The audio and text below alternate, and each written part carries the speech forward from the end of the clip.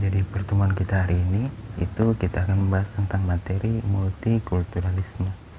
Untuk slide kedua ini, kalian bisa lihat pada slide, jadi mengenai konsep daripada multikulturalisme ya.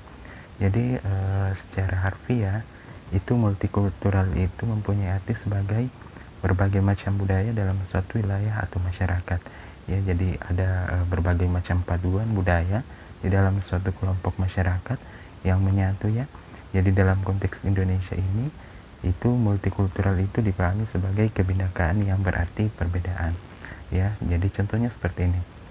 Kalau di kampus kan itu kita menyinggung di sini masalah agama ya. Jadi kalau di kampus itu ada berbagai macam agama ya. Jadi ada yang muslim, kemudian ada pula yang non muslim dan lain sebagainya. Itu semuanya itu termasuk dalam kategori perbedaan budaya. Jadi ada perbedaan ya, dalam hal ini agama itu yang menjadi kebinekaan ya, menjadi kebinekaan dalam hal ini di kampus kita, seperti itu. Nah, untuk slide ketiga ini masih terkait dengan konsep multikulturalisme. Jadi kalau dikatakan masyarakat itu bersifat multikulturalisme, berarti dia bersifat heterogen ya. Jadi dia bersifat bukan homogen. Jadi ada heterogen, maksudnya di sini ada berbagai macam perbedaan di dalamnya. Nah, di mana di sini pola hubungan antara sosial, secara sosial ya, antara individu di dalam masyarakat itu harus bersifat toleran dan harus menerima kenyataan untuk hidup berdampingan secara damai. Jadi dalam hal ini ada beberapa perbedaan budaya, baik dari segi etnis, agama dan lain sebagainya itu yang berbeda sebenarnya, tapi mereka mencoba untuk menyatu. Yang mereka mempunyai satu visi, sama-sama tujuannya adalah untuk bisa hidup secara berdampingan. Nah, perbedaan-perbedaan ini itu harus melekat tiap etnis, baik secara etnis maupun politik ya. Nah, bisa dikatakan juga bahwa multikulturalisme ini itu merupakan suatu konsep yang membawa masyarakat dalam suatu kerukunan dan kedamaian tanpa adanya konflik dan kekerasan. Jadi tujuan utama daripada masyarakat yang bersifat multikulturalisme ini adalah bagaimana supaya itu masyarakat bisa rukun dan damai ya. Jadi perbedaan-perbedaan yang dari segala macam perbedaan itu, nah atau kebinekaan ini itu bisa nantinya bisa menyatu ya, tanpa membeda-bedakan bahwa si A ini si B ini beda-beda. Jadi kalau misalnya kalian dalam kampus ini beda-beda agama, itu bukan menjadi lagi masalah persoalan. Kalau masalah nanti beribadah kan masing-masing beribadah sesuai dengan kepercayaannya. Tapi kalau masalah misalnya tugas kampus dan lain sebagainya, itu yang seperti itu, yang multikulturalismenya itu harus dikesampingkan. Budaya yang berbeda tadi itu diabaikan, kemudian bagaimana caranya supaya kalian itu bisa menyatu untuk mencapai tujuan tertentu yang ingin diharapkan ya, seperti itu. Nah, untuk slide keempat ini itu masih terkait dengan konsep multikulturalisme ya. Jadi untuk membangun masyarakat yang inklusif dan toleran itu diperlukan namanya pendidikan interkultural ya. Jadi sebenarnya apa sih pendidikan interkultural itu? Nah, di sini itu ada dua indikatornya. Jadi ada dua tema pokok di sini bagaimana tentang pendidikan interkultural itu. Yang pertama itu bahwa pendidikan interkultural itu mengajarkan seseorang untuk tidak malu terhadap latar belakang budayanya. Jadi apapun budayanya, apapun budaya di daerahnya ya, misalnya dia berasal dari daerah Mamasa atau Maluku atau Papua, dia tidak malu terhadap budayanya. Jadi walaupun dia ke Makassar untuk kuliah dan dia melihat budaya di Makassar itu sudah maju pesat, dia tidak malu terhadap budaya di daerahnya ya, seperti itu. Jadi dia tidak minder terhadap budayanya bahwa dia berasal dari daerah ini ya, seperti itu. Nah, kemudian yang kedua yaitu pendidikan interkultural itu mengajarkan tentang sikap toleransi. Jadi terhadap perbedaan-perbedaan ras, agama, dan budaya itu, dia mengerti bahwa ada toleransi yang nantinya harus dikembangkan untuk hal demikian itu ya. Jadi misalnya di kampus, dia melihat berbagai macam budaya ya. Jadi ada budaya yang berasal dari misalnya Mamasa, kemudian dari Papua tadi, dari Maluku, kemudian perbedaan agama juga, itu tidak menghalanginya untuk dia bersifat toleransi. Jadi dia istilahnya menghargai temannya yang berasal dari daerah-daerah yang berbeda ya, seperti itu. Oke, jadi untuk slide kelima ini itu masih terkait dengan bagaimana konsep multikulturalisme. Jadi wacana tentang pendidikan multikultural itu secara sederhana bisa diartikan sebagai pendidikan tentang keragaman budaya dalam merespon perubahan demografis dan kultur lingkungan. Nah, ada pendapat Paulo Freire di sini. Dia mengatakan bahwa pendidikan itu bukan merupakan menara gading yang berusaha menjauhi realitas sosial dan budaya.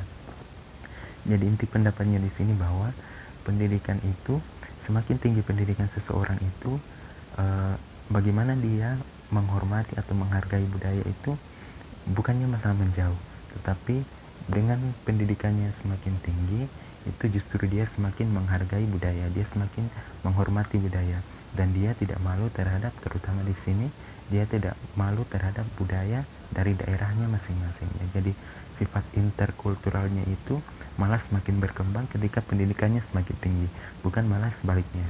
Kan banyak orang di sana tuh yang di luar sana yang pendidikannya semakin tinggi tetapi sifat interkulturalnya itu justru semakin rendah. Jadi istilahnya di sini semakin dia tinggi pendidikannya, justru dia semakin gengsi terhadap budaya di daerahnya ya. Jadi bukan seperti itu.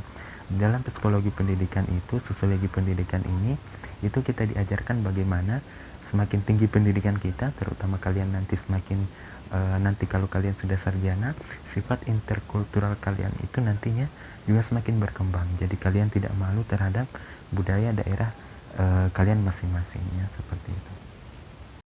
Oke, untuk slide ke-6 ini itu bagaimana multikulturalisme di masyarakat. Ya, jadi secara etnis Indonesia itu terdiri atas lebih dari 300 kelompok etnis yang berbeda ya, dengan masing-masing identitas kulturalnya sendiri. Nah, dalam hal ini itu mereka punya bahasa tersendirinya ya, jadi ada lebih dari 250 bahasa yang berbeda pula.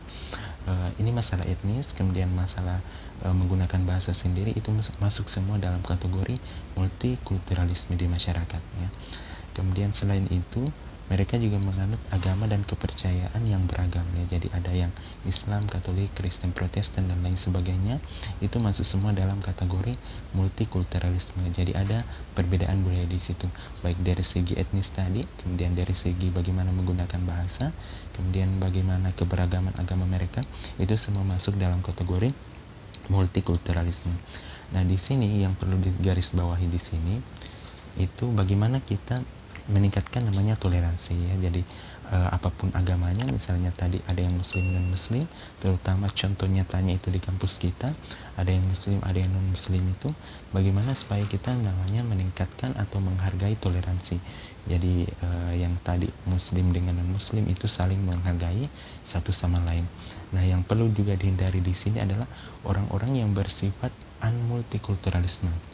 Jadi orang-orang yang bersifat unmultikulturalisme di sini itu adalah orang-orang yang tidak mau menghargai namanya perbedaan budaya.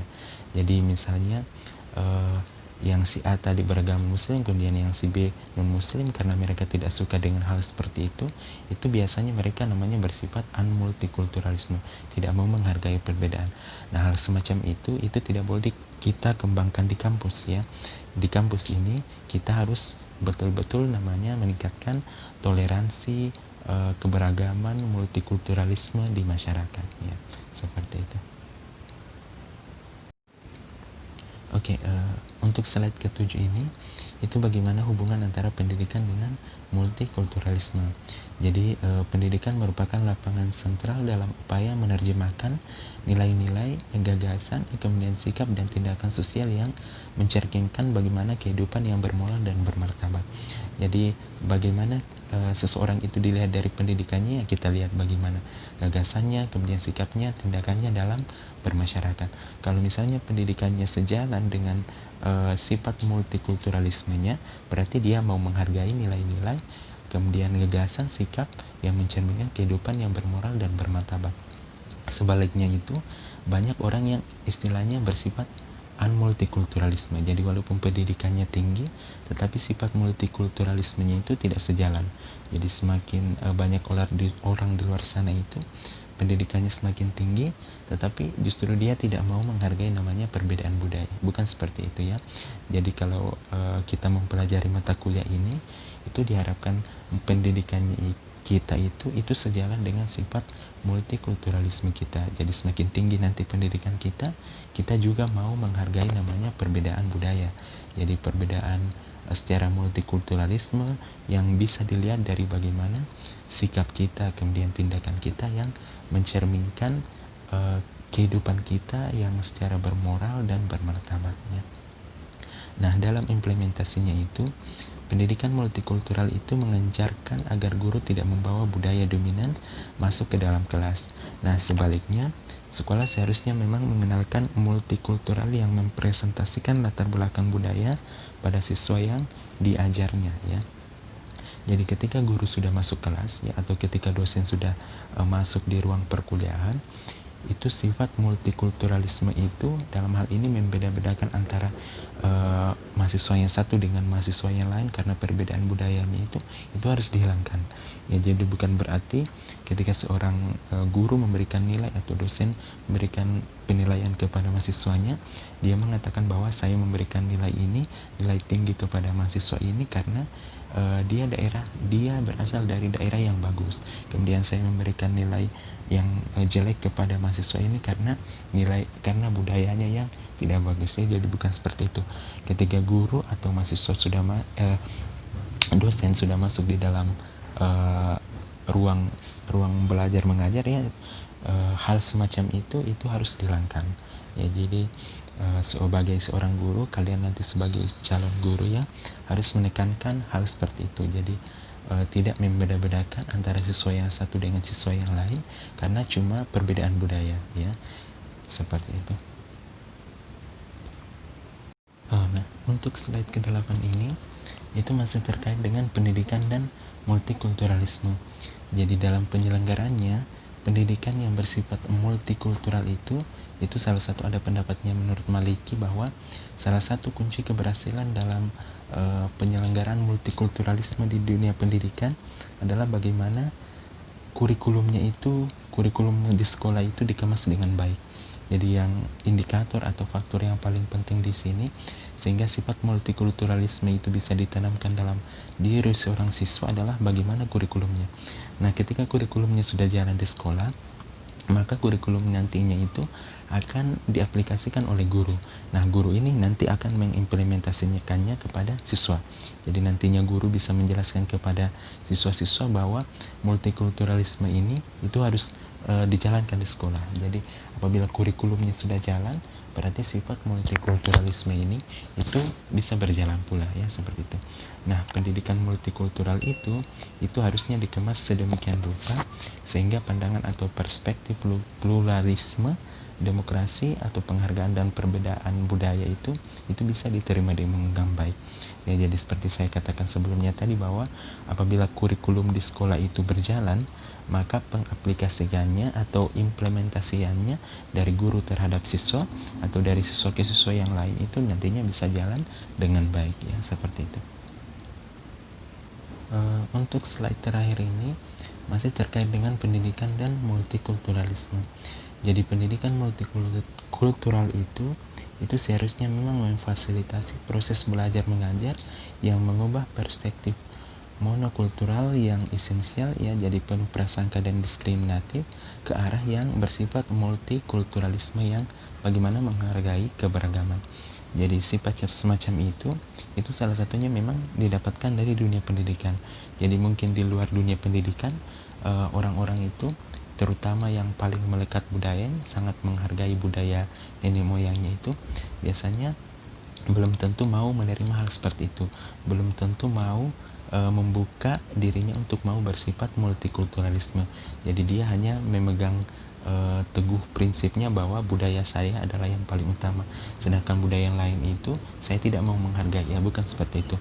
Nah, salah satu kelebihan daripada kita menempuh pendidikan memang kita diajarkan bagaimana supaya mau bersifat multikulturalisme, mau meningkatkan sifat toleransi kita terhadap orang lain di dalam lingkungan masyarakat untuk mau bersifat multikulturalisme. Nah, pendidikan di sini itu mengajak melihat perbedaan sesuatu yang wajar. Jadi pendidikan multikultural melahirkan manusia-manusia yang siap bergaul, berinteraksi, bekerja sama tanpa melihat perbedaan budaya masing-masing. Jadi perbedaan budaya itu bisa dikesampingkan, yang paling utama bagaimana mereka berinteraksi dengan baik, bagaimana mereka bergaul, bekerja sama dengan baik, ya, seperti itu.